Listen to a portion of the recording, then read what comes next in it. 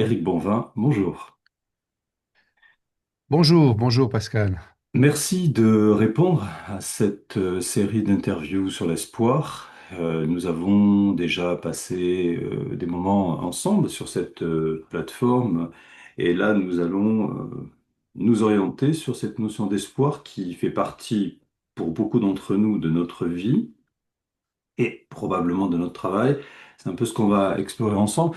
Comment vois-tu, toi, en tant qu'Éric Bonvin, être humain et qui en plus consacre beaucoup de ton temps aux autres, l'espoir? Alors, je vais peut-être commencer de cette manière. L'espoir, je le conçois pas spécialement parce que ce n'est pas une chose pour moi. Donc, on utilise un substantif là pour parler d'espoir, mais espérer. Espérer, je pense que c'est une action euh, indissociable du vivant. Puisque espérer, c'est, et surtout pour les humains, je pense, c'est un rôle évidemment important. Les animaux, j'en sais rien, mais en tout cas pour les humains, mais les animaux aussi, j'y viendrai peut-être quand même. Mais qui est le fait de d'attendre, attendre que, attendre que la vie se fasse, attendre que quelque chose se produise. C'est ça, espérer. Et cette activité d'attente, de savoir attendre que quelque chose advienne, ça me paraît évidemment quelque chose d'extrêmement important. Donc espérer est est une activité, une énergie, j'ai envie de dire, c'est ce qui met en mouvement la vie, en quelque sorte. Alors, on a un terme dans notre culture moderne qui est le fait d'avancer, il faut avancer, progresser, etc. Alors, je ne sais pas, je vais pas l'utiliser dans ce sens-là, mais dans le sens du mouvement, d'aller vers. Aller vers, il faut une force qui tende vers quelque chose. Et espérer est cette activité.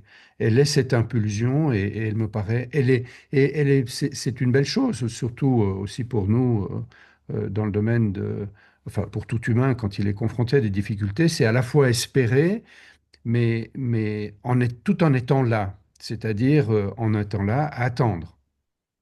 Hein, c'est cette attente. Il y a cette dimension d'attente en confiance qui, dans le fait d'espérer, dans l'activité d'espérer, me paraît extrêmement importante. Et je pense que le fait d'espérer cette activité est ce qui nous permet d'être en mouvement dans l'existence. Je reprends ce que tu viens de me dire. Tu me dis espérer, c'est attendre. Oui, C'est donc un acte très présent, tout en sachant qu'on attend une action qui va se faire. oui, On est d'accord? Donc, oui, pour toi, quand tu prends le mot espoir, tu le mets dans le verbe espérer. oui. En t'écoutant, j'entends déjà presque parler d'espérance. Oui, l'espérance, oui, c'est très proche finalement. Mais par contre, l'espérance, il y a dans ce qu'on dit dans l'espérance, il y a euh, peut-être un pas de plus qui est dans l'idée enfin de ce que j'en comprends, hein, mais qui est dans le fait d'espérer, on est juste avant, parce que l'espérance, il y a déjà l'impression que ce que l'on attend va vraiment se réaliser. Et là, on est face à une inconnue, alors qui est bonne, qui stimule, mais dans laquelle il ne faudrait pas non plus se piéger, parce que si on est trop dans l'espérance que ce que j'attends se réalise vraiment, puis on se dit ça va, c'est s'approprier en quelque sorte euh, la, la finalité, s'il y en a une, parce que je suis pas sûr si espérer amène à une finalité, mais en tout cas c'est pétrifier quelque chose en quelque sorte dans l'espérance. Mais j'exagère un peu parce qu'on est dans des nuances extrêmement fines, mais Oui. peut-être dans la dynamique du vivre, c'est quelque chose qui me paraît assez important. Donc, et encore une fois, quand on dit l'espérance, on est de nouveau sur un substantif. On est déjà en train de figer quelque chose comme ça. Et je pense que ce n'est pas c'est pas un état, c'est pas une disposition particulière de l'âme. On revient plus dans le verbe, et le verbe, c'est vraiment espérer. C'est l'action d'espérer. D'accord. Quand on parle de transcendance et qu'on l'associe souvent à l'espérance, on ne parle pas du tout de transcender le fait d'espérer. L'espérer, Oui, c'est actif. Je suis acteur de ce que j'espère. oui. C'est ça que tu nous dis. Oui, oui, absolument. Ça, c'est... Alors, je suis acteur et en même temps, euh, de nouveau. je pense qu'il y a une nuance par rapport à cela, qui est que être acteur, je crois que dans le fait d'espérer, c'est avant la question de j'espère. Espérer, c'est une activité du corps vivant. Lorsqu'on met le jeu là-dedans, on est déjà dans quelque chose que se fabrique le moi, en quelque sorte. Et je pense qu'il est important aussi de laisser une place à ce que cette impulsion du corps vivant à vivre, à tendre vers, en quelque sorte, puisse se faire aussi par elle-même. Quand on, justement, quand on est quand on dit, quand on est dans l'espérance et quand on met le jeu là-dedans, on commence déjà à, à figer, à façonner quelque chose selon ma pensée, selon ce que le moi pense, et peut-être un peu moins selon la vitalité, j'ai envie de dire. Mais ce sont des petites choses. Des petites nuances. Je pense que l'un et l'autre peuvent aller ensemble, mais on sait que on peut se piéger dans les espérances du moi. Alors, ce Hein. que tu dis, moi, ça, là, ça m'oriente vers autre chose. Ça me fait penser à François Roustan quand il avait défini dans un livre de Gaston Brosseau l'hypnose comme une activité réflexe. Et je me dis Mhm. finalement, est-ce que espérer est une dimension archaïque d'installation dans le présent qui va amener notre corps et notre esprit à pouvoir s'intégrer dans une action? Est-ce que tu penses que ça, c'est un peu la réponse à ce que tu viens de me dire? Oui, sauf que je ne mettrai pas le terme archaïque par rapport à ça. Je pense que c'est quelque chose de beaucoup plus, euh, euh, comment dire, c'est extrêmement euh, présent. C'est presque ontologique, j'ai envie de dire plutôt. Mais oui, absolument. Et ça ressort un peu de cette dimension, de notre dimension animale, plutôt. Animale dans le sens de corps vivant, et non pas de fabrication. Si je prends l'animal dans le sens de cette, cette opposition que l'on fait dans la modernité entre nature et culture, il n'y a pas une culture qui permettrait de surplomber en quelque sorte cette activité. euh, d'espérer, qui fait partie du vivant en tant que tel. Le vivant était là bien avant l'humain et il a espéré bien avant l'humain. Pour rajouter aussi une chose là-dedans, c'est un peu comme dans la phénoménologie. Je pense que la phénoménologie avait été intéressante sur les phénomènes de la conscience et de l'attention parce que il nous rappelle quand même un élément qui est important, c'est que d'abord vivre est un phénomène. Enfin, c'est pas quelque chose que l'on peut définir rationnellement. Mais ensuite, les phénomènes de la conscience, de l'attention qu'on utilise beaucoup dans l'hypnose, ou le fait d'espérer, donc être attentif, on est attentif à quelque chose, on espère quelque chose, on est conscient de quelque chose. On oublie toujours cette partie-là, c'est-à-dire qu'il y a ce lien qui est fait vers ce vers quoi tend le fait d'être conscient, le fait d'être attentif et le fait d'espérer. On espère vers quelque chose. Et c'est là qu'il y a cet élément de mouvement qui est extrêmement important et qui fait que ce mouvement-là, être attentif à, c'est inhérent au vivant. Hein. On n'a même pas à le classer quelque part dans une sorte de hiérarchie. On ne vit pas sans être attentif à. On ne vit pas sans espérer à. Et c'est pour ça que je voulais parler quand même des animaux, parce que si on regarde les animaux, ils ont une forme d'attente. Ils savent attendre aussi. Ils savent attendre leur progéniture. Ils savent attendre regardez les chiens, enfin, ce fameux film qu'il y avait au Japon sur ce chien qui venait tous les jours jusqu'à attendre son maître qui venait du métro, qui sortait du métro, et le jour où le maître est décédé, le chien a continué à venir durant des années, et ça avait fait un magnifique roman, cette question. Donc je pense que c'est vraiment inhérent au vivre. Et puis, évidemment, dans nos pratiques de la thérapie, c'est une dimension qui est fondamentale. Sinon, on arrive dans une sorte de nihilisme, c'est-à-dire à quoi bon, de toute façon, on arrive dans le désespoir total hein, si on n'est plus dans cette dynamique d'espérer. Je rebondis dans ce que tu dis sur une notion. Une nouvelle fois, il y avait François Roustan, on était à Nice et on évoquait les addictions. Et quelqu'un pose la question de savoir si c'était compliqué de voir des récidives et des rechutes. Alors le mot rechute, je ne le trouve pas intéressant parce qu'il est très connoté négativement. Oui. Moi, je préfère dire qu'il y a un symptôme, la prise d'alcool. La consommation d'alcool, reconsommation. Et en fait, j'avais expliqué qu'avec l'hypnose, je ne m'enfermais plus dans l'attente d'un résultat, mais pour moi, le présent, c'était vivre peut-être un objectif qui était l'espoir de voir quelqu'un devant moi qui n'était pas trop alcoolisé. C'est très différent. Ça veut dire que ce que je vis maintenant dans le dialogue, si ce dialogue est clair parce qu'il n'y a pas de confusion à l'alcool, on est dans un présent qui est agréable, on peut échanger, peu m'importe ce qui se passera demain. Donc c'est Mm. pour ça que souvent quand on dit je n'ai pas d'objectif, ça veut dire je n'ai pas d'objectif de guérison, je vois pas trop ce que ça peut vouloir dire avec les addictions, mais par contre, l'espoir, c'est de pouvoir avoir des journées sans intoxication, où je suis dans le lien aux autres. Est-ce que ça te Oui. parle, ce que je dis là?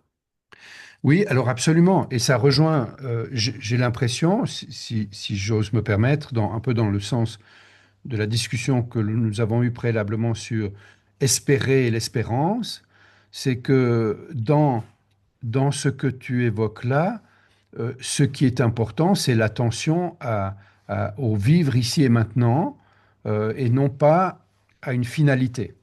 Et c'est la même chose. Espérer, comme je disais tout à l'heure, espérer, c'est être là, de tendre vers, mais sans forcément s'intéresser à la finalité. C'est un peu comme cette, cet art du tir à l'arc, hein, qu'on évoque souvent dans le zen, qui est l'important n'est pas de tirer la flèche, l'important n'est pas que la flèche atteigne la cible, l'important c'est de viser, c'est d'être dans cette concentration, dans cette attention à la cible qui est très importante. Et c'est là que ça se passe, c'est dans ce présent-là. Et dans l'exemple que tu donnes, je pense que c'est très important. Être très présent là signifie aussi ne pas être déjà dans l'objectif. Et Hmm. lorsqu'on dit qu'il y a une rechute, puis on dit, ben voilà, on imagine déjà la personne qui est là comme étant la personne qui est rentrée dans la norme que l'on souhaite lui donner parce que il faudrait qu'elle soit abstinente, etc., etc. Or, ce qui est important souvent, c'est que c'est d'être là vraiment avec la personne telle qu'elle est dans l'instant. Et c'est clair que si on met l'objectif en avant, c'est une maladie de notre société. Vraiment, je pense que l'attention à, pour revenir hein, à cela, on voit bien aujourd'hui, je le vois beaucoup dans le monde des soins, on me dit, oui, mais ça devient impossible, on n'a plus de temps avec le patient, hein. Alors, c'est vrai, mais après, on nous dit, mais il faudrait nous donner plus de temps. Et je ne pense pas que ça se joue dans une question de mesure du temps, mais de qualité de l'attention. C'est-à-dire qu'aujourd'hui, même lorsqu'on a du temps avec un patient, beaucoup dans le système sanitaire dans lequel on se trouve, l'attention des soignants n'est pas portée sur le patient, elle est portée sur la maladie, sur l'ordinateur qui accumule des données. Maintenant, ça va être l'intelligence artificielle, etc. Et on détourne les yeux, on détourne le regard de celui que l'on a, de la personne singulière qui est avec nous là maintenant. Et dans l'exemple que tu donnes, je pense que c'est ce biais terrible que l'on a dans notre, que je conteste pas dans le fond parce qu'on en a besoin, mais c'est une question de dosage. C'est ce biais terrible qu'on a dans nos professions qui est de viser une finalité. De nouveau, on est dans l'espérance, c'est-à-dire on s'intéresse à ce qui se réalise, à l'objectif, à la finalité d'un projet, et non pas à l'énergie, à la vitalité de la personne qui est là. Et c'est pour ça, je pense, dans l'exemple que tu donnes, c'est tellement important pour une personne qui est, puisqu'elle est déjà chez toi, donc c'est qu'elle est déjà elle-même en mouvement de quelque chose. C'est pas une personne, voilà, qui est que tu rencontres au fond d'un bar complètement ivre, etc. C'est une personne qui vient chez toi, qui a qui a quelque chose qui est en route, il y a une dynamique qui est en route, et elle a besoin d'être accompagnée maintenant dans cette dynamique-là qui est avec elle, quel que soit le résultat. Et c'est dans ce sens, je pense effectivement que c'est là qu'il y a quelque chose qui se joue qui est extrêmement important. Alors c'est à ça, c'est suite à ça que François Rostand avait fait comme remarque, ça se passe ici. Et si Oui, ça se passe à ce moment-là, on n'a plus la crainte de savoir ce qui se passera pour parler du oui, thérapeute. Parce qu'on a beaucoup de thérapeutes qui lâchent à ce moment-là et qui oui, se disent, il y a encore eu une récidive, oui. etc. Mais quand il explique, installez-vous maintenant, on va être l'un et l'autre en contact pour faire attention à quelque chose. Tout à l'heure, quand tu as parlé du mouvement, tu parles finalement d'un mouvement vers quelque chose, vers quelqu'un, un mouvement vers soi. Qu'est-ce que tu entends par mouvement? Alors, je ne sais pas vers quoi. C'est simplement, c'est l'orientation qui est donnée. Je reprends peut-être une métaphore, peut-être, je ne sais pas ce qu'elle vaut, mais quand on demandait à Hubert Reeves, l'astrophysicien, s'il pensait que l'univers avait un sens, il a répondu, euh, je ne sais pas s'il a un sens, mais en tout cas, il va dans le bon sens. Et je pense que c'est cette confiance qui est importante. C'est de se dire que ce vers quoi... Il y a déjà un élément, je pense, si je reprends les propos que tu as eus. D'abord, si tu me permets, hein, mais d'abord, il y a cette question qui est de dire euh, être là. Alors, quelle énergie on peut avoir? Une personne qui est chez toi, encore une fois, en consultation, hein, ou qui est chez le thérapeute, elle a déjà quelque chose qui est en mouvement. Elle a déjà quelque chose, c'est l'attente, la fameuse attente. Elle est en attente de quelque chose. Elle ne serait pas là sinon. Le contexte thérapeutique, il se crée là autour. Il se crée autour du fait qu'il y a ce qu'on appelle une demande, mais cette demande, elle est porteuse d'une attente. Et donc quelque chose tend vers autre chose, hein. C'est aller dans le rituel de la thérapie, euh, pour que quelque chose se produise. Mais ce quelque chose qui se produit, il se produit déjà chez le patient, sinon il ne serait pas là. Hmm. Et après, cela doit s'accorder avec son complémentaire dans l'alliance thérapeutique, qui est l'intention du thérapeute. Si l'intention dans l'exemple que tu donnais tout à l'heure, qui est intéressant, c'est que si l'intention du thérapeute, c'est euh, d'obtenir un résultat chez le patient, c'est clair qu'il va détester les situations avec un patient comme tu l'évoques parce que il va se sentir être mis lui en échec. Oui, Parce qu'il patient va est dire, impuissant. ma méthode qui doit réussir ne réussit pas, Hmm. lui, et on rentre dans un rapport étrange avec le patient qui devient, c'est le truc qu'on dit classiquement avec les personnes qui sont addictes euh, à l'alcool, des choses comme ça. De toute façon, on ne peut pas leur faire confiance, etc. On ne peut pas faire de contrat avec eux, etc., etc. C'est terrible comme situation parce que c'est un refus de considérer l'autre.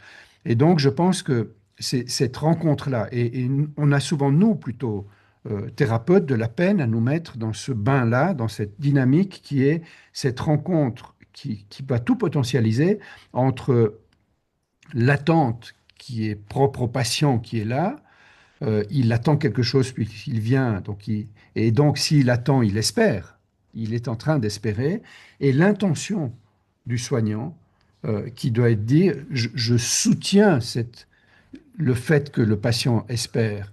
Je suis avec lui, mon intention est de le soutenir dans le fait qu'il espère et non pas dans le résultat obtenu. Parce que si on part du principe que euh, on mise sur le résultat, c'est que déjà là, euh, d'abord on s'approprie un pouvoir que nous n'avons pas, et deuxièmement, on sort de la présence à l'autre, hein, et quand on est dans la présence à l'autre, c'est une présence de nouveau du corps vivant, c'est pas une présence construite de dire je veux que tu arrives à ceci ou à cela parce que c'est écrit dans mes livres. Vous voyez. Tu as dans ta façon de présenter les choses, on a déjà abordé beaucoup de choses. On vient de parler du soin dans la vie, de l'espoir et espérer surtout dans la vie, espérer dans le soin.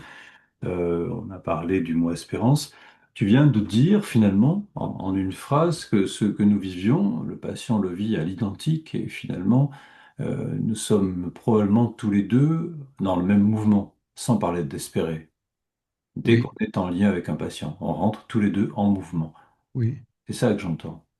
Oui, je pense que c'est juste. Et ce qui est intéressant, c'est de voir quelle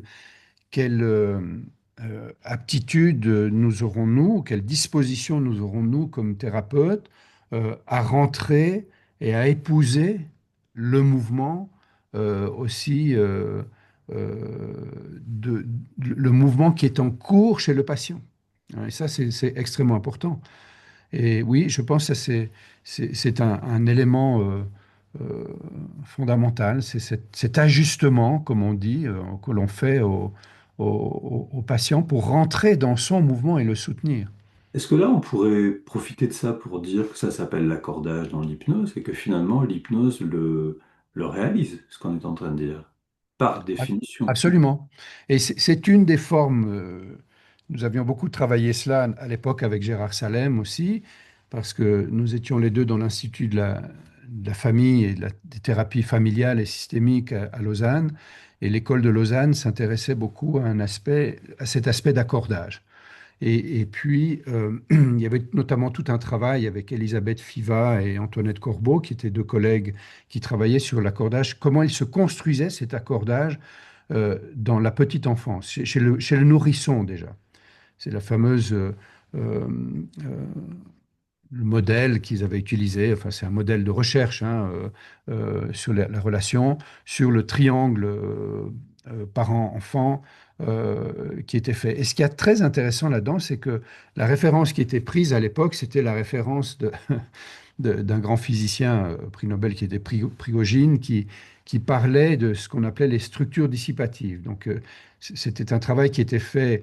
Le mari d'Elisabeth Fiva était un grand physicien qui travaillait à l'école polytechnique à Lausanne et qui travaillait aussi avec Prigogine. Et puis, ils étaient partis de l'idée, alors je donne ça, c'était un modèle de départ, mais qui était de dire dans les structures dissipatives, c'est parce qu'on met deux corps en présence, deux corps célestes ou n'importe quoi, euh, en fait, la question de l'énergie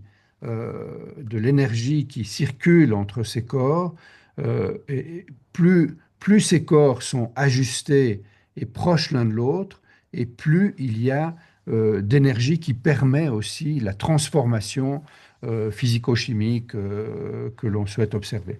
Enfin bref, c'est des théories chimico-physiques qui sont là. Mais ça avait été repris comme exemple, et je trouvais intéressant, c'était de dire que si on veut aller dans une énergie de transformation, c'était ça, c'est la question du changement. Hmm. Hein. Et du reste, François Roustan était venu aussi avec nous à un moment donné. On avait fait tout un séminaire là-bas à l'Institut de la famille sur la question du changement dans la thérapie. Et on était revenu là-dessus. C'était de voir comment est-ce que pour amener un changement chez quelqu'un, si on était dans cette théorie-là à l'époque, ben, il fallait s'approcher le plus étroitement possible de cette personne-là, s'ajuster, s'accorder, comme tu l'as aussi énoncé tout à l'heure, pour pouvoir dynamiser cette énergie qui se met en route et qui permet le changement. Donc plus on est éloigné et moins de choses vont se passer. Alors je pense que c'est très conceptuel, c'est rationnel, mais c'est surtout métaphorique, ce que dans la Hmm. métaphore moderne que l'on a, que j'apporte ça, parce que évidemment on ne va pas rentrer dans toutes les questions de mesure là-dedans, mais cette image-là, c'est-à-dire de la structure dissipative qui, elle, cette structure dissipative qui permet de changer de niveau d'énergie dans les relations, évidemment, c'est quelque chose qui se fait dans la proximité. Et c'est là où l'accordage est si important. Et aujourd'hui, on sait aussi qu'on nous demandons finalement beaucoup aux patients à s'accorder au modèle ou à la manière de pratiquer du thérapeute, alors qu'en fait, il faudrait, enfin, pour ma part, c'est de cette manière que je la pratique. C'est l'inverse, c'est-à-dire que c'est au thérapeute à s'accorder, à rentrer, à accompagner, exactement selon l'exemple que tu donnais tout à l'heure de cette personne qui a une difficulté avec l'alcool. C'est pas la question de la rechute ou pas, c'est la question comment est-ce qu'on s'accorde ici et maintenant ensemble. Et ça, c'est extrêmement important. Et c'est là, je pense que c'est ce qui permet aussi, euh, comment dire cela, ce ne sont pas il n'y a pas de modèle, il n'y a pas de protocole, il n'y a pas d'algorithme qui permettent de changer les choses dans la vie. Euh, par contre, cet accordage entre corps vivants, Et je le mets à un niveau de l'animalité, justement, de nouveau, hein, et non pas de la, de la réalisation forcément de quelque chose, mais cet ajustement des corps vivants dans la question le fait d'espérer, puisque c'est le thème, évidemment, cela va potentialiser ce mouvement-là. Et ça, c'est un élément qui est important. Et c'est bien le reproche qu'on a fait que la médecine rationaliste a fait, déjà depuis le temps de Diderot et tout cela, aux pratiques du chamanisme et toutes ces choses-là, qui étaient de dire, attention, euh, on suscite un faux espoir. Hein. On suscite, on va tromper, on va... il- depuis ce temps-là, nous sommes dans une culture qui donne de bonnes ou de mauvaises raisons d'être soigné, enfin, ou d'aller mieux, en quelque sorte. Et les mauvaises raisons d'aller mieux, c'était celles qui étaient liées à l'espoir, ben, le placebo, c'était vouloir plaire aux médecins, etc., etc. Et alors que nous savons aujourd'hui que si nous n'avons pas ces ingrédients, ça ne va pas fonctionner. Donc on est dans un empirisme pur, mais qui doit être très important parce que c'est celui qui permet à la mise en mouvement d'une énergie, de tendre vers vivre, finalement. Espérer, c'est tendre vers vivre, mais qui ne peut se faire qu'entre corps vivants. Et Alors pas. là, tu ouvres l'autre partie des questions de notre entretien. C'est finalement, tu viens de dire espérer. Finalement, on peut se dire parfois, mais est-ce que ce n'est pas dangereux? Puisque on risque de me parler de faux espoirs, on risque de me parler de mauvaises raisons. Comme tu as dit, refuser parfois cet espoir-là, c'est peut-être refuser d'être traité, parce que peut-être finalement que c'est pas ce que je cherchais. Et donc, on se retrouve là, dans la dimension, je vais revenir sur ce que tu as décrit sur le rapprochement. Finalement, est-ce qu'on ne nous apprend pas aujourd'hui à nous éloigner, à nous protéger avec des affaires qui envahissent les médias et que ce soit une protection du patient comme celle du soignant, avec les deux parties qui vont se dire trop approchées, harcelées, etc. Donc finalement, c'est compliqué et peut-être que c'est là que les choses se passent de façon compliquée. Quand tu parlais, tu m'as fait penser à Kurilski qui avait écrit un livre sur l'homme agressif et qui était un ouvrage que j'avais lu pendant mes études de médecine. J'avais trouvé ça fascinant parce qu'il parlait des atomes et en expliquant que cette répulsion des atomes, finalement, on la retrouvait chez l'être humain et c'était ce qui en faisait l'enjeu de la vie en communauté, c'était d'apprendre à vivre les uns avec les autres tout en sachant qu'on avait beaucoup de raisons de vouloir prendre la place de l'autre et donc éventuellement de le repousser. Donc aujourd'hui, on se retrouve dans cet univers où il y a de l'agressivité, où on aura envie de se serrer les coudes, pour parler de façon populaire, et en même temps on dit attention, n'allez pas trop près. Donc finalement, l'espoir va-t-il devenir une zone de rapprochement ou une zone de scission? Tu vois ce que je veux dire? De protection. Ou justement d'ajustement. Je Hmm. pense que c'est ça, dans l'accordage ou l'ajustement, il y a ces deux parties.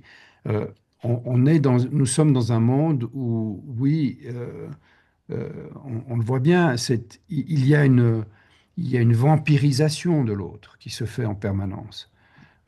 Et aujourd'hui, en plus, nous sommes dans une phase qui va être extrêmement crucial et déterminant pour notre espèce humaine, qui est cette question de l'intelligence artificielle, parce que euh, on voit bien que c'est la première fois qu'à ce point, finalement, le système, la technologie arrive au cœur de ce que dans notre culture moderne, nous avons considéré comme étant notre âme, en quelque sorte. Hein. C'est le monde de la pensée, la cognition, etc. Et on voit qu'aujourd'hui, on est dans un changement gigantesque parce que euh, finalement, ces possibilités technologiques aujourd'hui arrivent au cœur de ce processus et captent notre attention en permanence. Hein. Il suffit aujourd'hui d'ouvrir les journaux, on a la tête de Trump partout, parce qu'il a cet art absolument incroyable de fasciner. Hein. Et euh, plus il sort justement de nos références rigides et construites de, de ce que nous pensons être la réalité, la vérité, etc., et plus il fascine. Hein. Et donc il accapare toute l'attention. Et on est dans un climat qui est absolument chaotique, en raison de cela. Mais là derrière, il y a toute une stratégie aussi, sans être complotiste, hein, mais néanmoins sur comment est-ce qu'on prédit les pensées, les goûts, les choses des différentes personnes, etc. Et donc, euh, on voit bien que nous sommes envahis. L'espace d'expérience, en quelque sorte, hein, l'expérience de vivre, c'est un espace qui est de plus en plus envahi par des éléments collectifs de ce type-là. Et de l'autre, on est aussi dans un monde où pour chaque petit élément de notre existence, nous avons recours à des experts, hein, à des experts, à des spécialistes, etc., etc. Nous n'avons plus l'aptitude à. Je parlais tout à l'heure de la relation parent-enfant avec le triangle de Lausanne. C'est bien ça. On est dans une démarche où on voit bien que nous avons enlevé l'aptitude ontologique à la parentalité en disant comment il faut élever les enfants et comment, du point de vue de la santé, du point de vue de l'éducation, etc. Donc, il y a cette sorte d'invasion qui se fait aujourd'hui dans la sphère de la personne qui est extrêmement importante. Donc oui, euh, on doit retrouver une forme d'accordage. Et je pense que l'espace thérapeutique est une opportunité magnifique de laisser se faire quelque chose pour autant que l'on puisse sortir de cette question, je vais penser pour vous, je vais vous dire ce que vous devez faire. Voilà ce que je lis dans vos pensées, dans vos gestes, dans vos comportements, dans votre corps, sans même que vous sachiez vous-même ce que cela signifie. Et on est sans arrêt dans des démarches de désappropriation de l'expérience que l'autre a de lui-même. Et ça, ça me paraît important.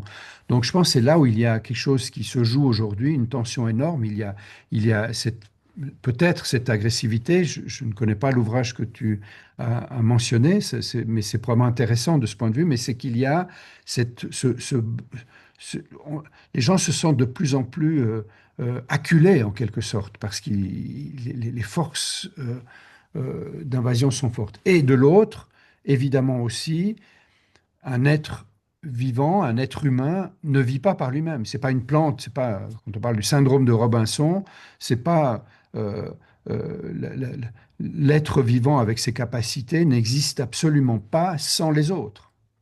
Hein. Donc, ou le mythe de l'enfant sauvage, par exemple, hein, qui, s'il n'est pas dans la communauté des humains, ben, il ne va pas apprendre le langage, il ne va pas apprendre, etc., etc. Donc tout ça se construit toujours ensemble. Donc on est dans cette question de savoir comment être ensemble, faire partie d'un corps vivant sociétal et en même temps avoir un espace dans lequel on a une certaine marge de manœuvre, je dirais, euh, de liberté sur l'expérience perceptive que l'on fait. Et aujourd'hui, cette expérience perceptive, elle est de plus en plus menacée parce qu'elle est normée comme jamais, parce que le monde virtuel est de plus en plus présent. Si je prends le cas de l'hypnose, si on est là-dedans, on voit bien, je le vois dans les hôpitaux. Je me souviens du temps où j'étais au centre des brûlés, des grands brûlés, et où on travaillait avec la, la relation hypnotique pour modifier les perceptions de l'autre. Aujourd'hui, on propose la vision 3D. Les gens mettent des masques dessus et puis on leur dit, OK, mettez ça, ça ira très bien. Donc on a juste enlevé une chose, c'est la relation, quoi. Mais on a créé un monde virtuel qui est et en plus de ça, les études montraient très bien que ces films que l'on fait passer, c'est un peu compliqué parce que, il faut les changer souvent, parce ils ont l'accoutumance finalement à l'image se fait très vite, alors que dans la relation, on a quelque chose qui s'improvise en permanence. Donc, c'est juste pour donner un exemple aussi dans nos pratiques. Et je ne pense pas que c'est juste en mettant un écran face aux personnes et en voyant des mondes virtuels que la chose va se faire. C'est justement dans la rencontre de ces êtres vivants qui sont là. Et là, il y a un enjeu énorme. C'est comment faire de la relation thérapeutique, faire créer une alliance qui permette un espace de liberté et non pas un espace de normativité. Et ça va être extrêmement important. Alors finalement, on a ouvert la porte hein, aux émotions et en particulier peut-être aux difficultés de travailler avec l'IA, entre autres. J'avais interrogé, j'étais allé faire un cours d'addiction ces addictions chez Antoine Vieuil à Bordeaux il y a un an, il y a 2 ans, et j'avais interrogé l'IA avant d'y aller en disant à l'IA, mais est-ce qu'on peut devenir dépendant de l'IA? Et l'IA m'a répondu, je ne suis pas un être humain, je ne peux pas être addict, et donc je ne peux pas. C'était ça sa réponse. Est-ce que. Alors la réponse n'était pas bonne, parce que moi je demandais, est-ce que moi je peux devenir dépendant d'eux? Et l'IA Oui, me montre, je n'ai pas de comportement humain, donc je ne crée pas de dépendance. Je pense qu'on peut créer une dépendance, quelque chose qui est profondément pas humain d'ailleurs. On peut tout simplement être habitué, et notre corps et notre esprit peuvent en avoir besoin. Ce que je me dis en nous écoutant, c'est que l'espoir est une dimension profondément humaine qu'on malmène. On la malmène parce qu'il n'y a plus d'espace pour pouvoir l'échanger, lui donner de la vie à cet espoir. Tu disais tout à l'heure, on met en cause le manque de temps, mais c'est plutôt notre absence de ce temps-là qui est en cause. Et si je ne suis plus suffisamment présent à cet instant-là, je ne peux pas comprendre ou accepter l'espoir. Voilà, Jean-Marc Benayem dit dans la première conférence, c'est une phrase que j'ai répétée plusieurs fois dans les interviews, on va parler d'espoir face au désespoir, c'est-à-dire qu'il va être évoqué souvent avec le patient quand le patient vient nous dire je suis dans le désespoir. Et finalement, quand ce qui est, je trouve souvent vrai, et dans ce que tu nous dis aujourd'hui, c'est finalement on rentre en relation à l'autre, la relation à l'autre, c'est être présent sur le plan animal à l'autre par notre esprit, notre corps, et par définition, l'espoir est là.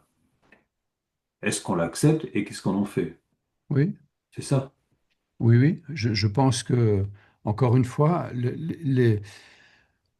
je reviens à cette différence entre espoir et espérer, mais c'est bien cela. Il y a déjà dans le fait d'une rencontre quelque chose de l'ordre d'espérer, hein, puisque espérer, c'est attendre en confiance, attendre en confiance que la vie se fasse, en quelque sorte. Donc, la rencontre, le fait d'aller vers quelqu'un, c'est qu'on s'attend, on s'attend à quelque chose. Et c'est là où se rencontre l'intentionnalité, c'est la création du contexte, comme on le dit en sciences sociales. Le contexte culturel est la rencontre d'intentionnalité. Ce sont les intentions, donc les attentes, donc espérées, qui constituent le contexte.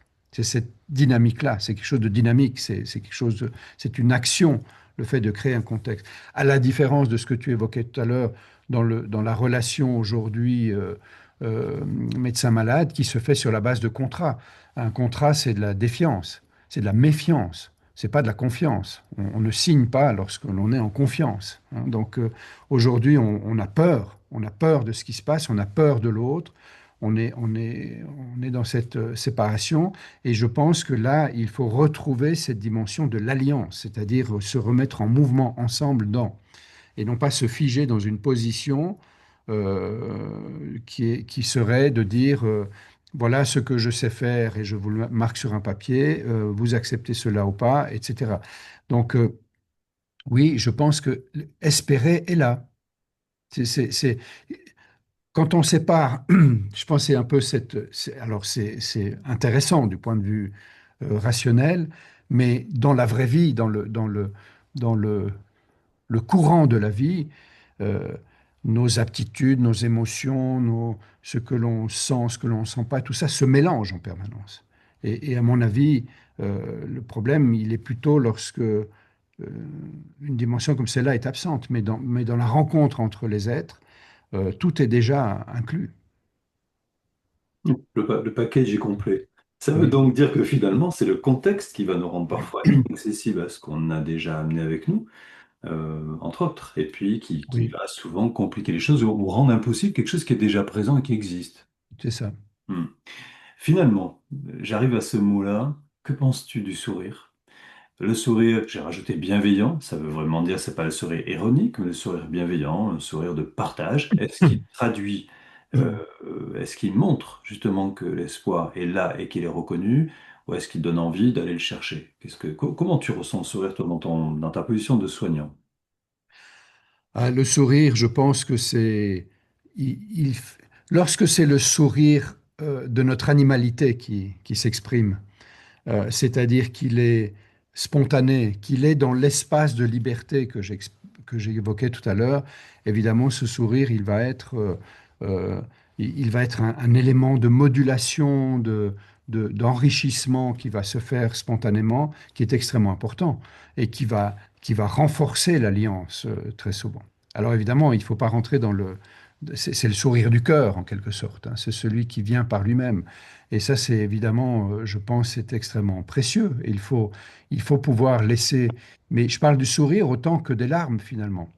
Euh, nous avons introduit de nouveau avec ce rationalisme qui a voulu évacuer ces dimensions-là, justement en les remettant à quelque chose de l'ordre de la nature, hein. C'est l'imperfection. On revient toujours un peu à cette histoire de Platon, hein, qui disait que l'esprit est pur, immortel, parfait, etc. Il est céleste, par opposition au corps, qui est une prison de l'esprit et qui est impur, le corps est imparfait, impur, etc. Et je pense qu'on a mis les émotions, évidemment, les émotions sont du côté du corps, on les a mises là-dedans comme étant quelque chose qui est de l'ordre de la nature imparfaite, en quelque Mm, sorte, que mm, l'esprit devrait venir réparer, en quelque sorte.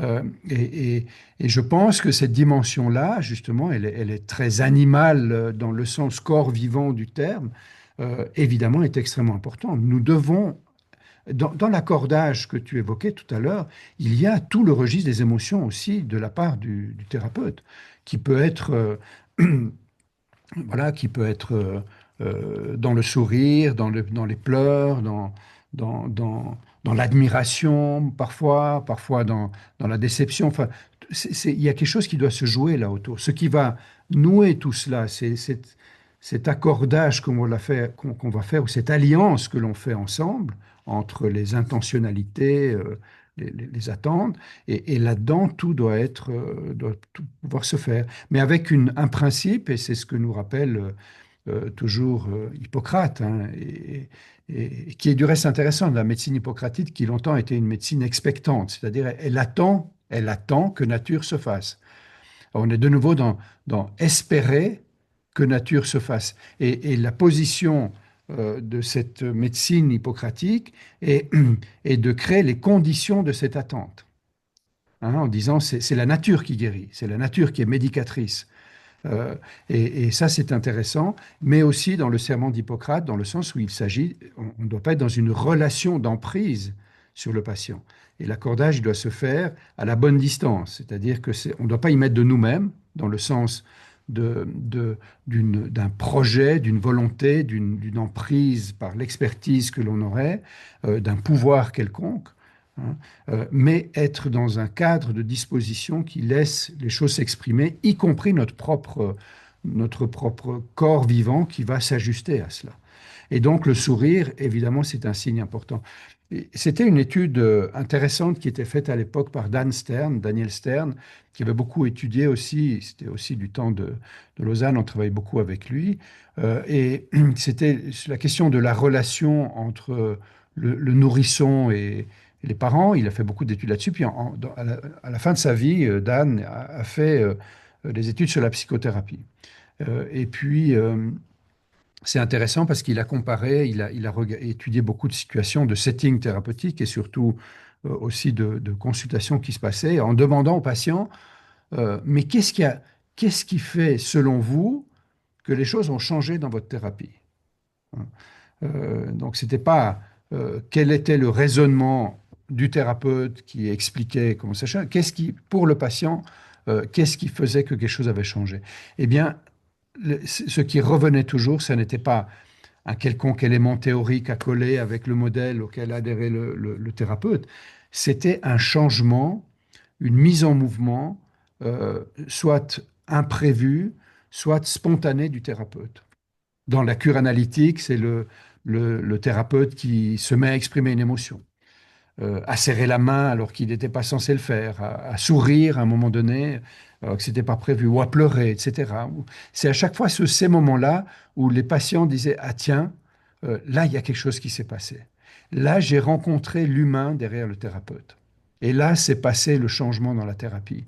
Et ça, je trouve très important. Et le sourire, le fait de sourire, de se laisser aller, de se laisser aller au sourire, c'est évidemment de cet ordre-là et ça me paraît extrêmement intéressant.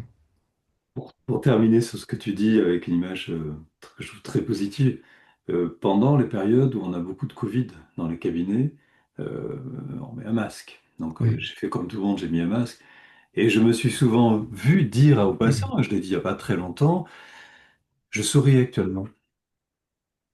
Et le patient me regarde, je dis oui, je vous le dis, parce que c'est important que vous sachiez que je Ouais. souris. Et la personne m'a dit, mais je m'en suis rendu compte à vos yeux. Voilà, Oui. c'est anecdotique, mais ça veut dire que on le cherche, ça, hein, ce Oui. trait Oui. de présence. Oui. Il y a quelque chose de vivant en face de moi, effectivement. Et c'est intéressant. Oui, oui, c'est vrai que c'était pour ça c'était assez passionnant parce qu'on voyait aussi les réactions dans cette période du Covid.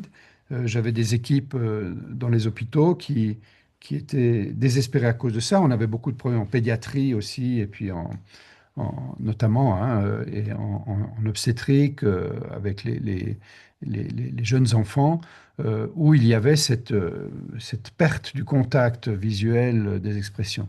Et ce qui avait été, je me souviens, ça me renvoie et ça me rappelle une situation qu'il y avait aux soins intensifs aussi, où ils étaient très embêtés avec cela. Euh, et je me souviens d'une équipe aussi qui avait introduit l'idée de demander aux... Alors, soit ils dessinaient un sourire sur leur masque, ou alors ils disaient simplement aussi aux patients, mais imaginez le sourire que je peux vous adresser. Hein, c'était de remettre finalement aussi, d'aller au-delà de cette barrière physique du masque pour laisser imaginer l'expression de l'autre et laisser façonner, que la personne puisse façonner aussi l'autre. Et ça, je trouvais que c'est une belle posture thérapeutique qui te dit, façonnez-moi à la manière qui vous conviendra à vous pour que vous alliez mieux. Et ça, c'est quelque chose qui est aussi quelque chose d'extrêmement intéressant. Donc, finalement, espérer, c'est dialoguer avec l'environnement, avec la nature, et le corps avec l'esprit, dialoguer avec l'autre, c'est établir du lien, c'est se servir du lien qui est souvent naturel, mais qu'on a soit mis de côté, soit dont on s'est protégé, soit qui a été interdit. Oui. Ça. Oui, ou j'ai envie de dire, en complément, c'est attendre en confiance que la vie se fasse. Voilà. Non, c'est pas mal. Non, ça veut dire qu'une prochaine série d'interviews, ça sera sur la confiance.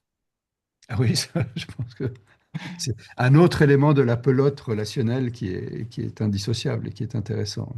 Merci, Eric. Bon vin. Oui. Et puis à Merci très vite. beaucoup à toi. Merci pour Merci. cette écoute aussi.